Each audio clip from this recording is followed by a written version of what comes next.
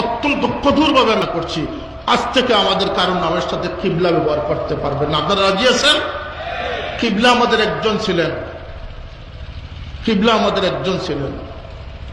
সঙ্গত কারণে দলমত নির্বিশেষে সকল একমত, কিবলা হওয়ার উপযুক্ত কোন মানুষ থাকলে সাহেবুল্লাহ ফুলতলি ছিলেন। আজকে হাইজ্যাক শুরু হয়েছে, কিবলা হাইজ্যাক করা হচ্ছে, আল্লামা হাইজ্যাক করা হচ্ছে। এই বেঈমানের জন্য যারা আজকে ব্যানার বানাচ্ছেন, পোস্টার বানাচ্ছেন, আপনারা কিয়ামতের দিন আল্লাহর কাছে জবাবদিহি হবেন, কেন আপনারা সত্য বলেন নাই।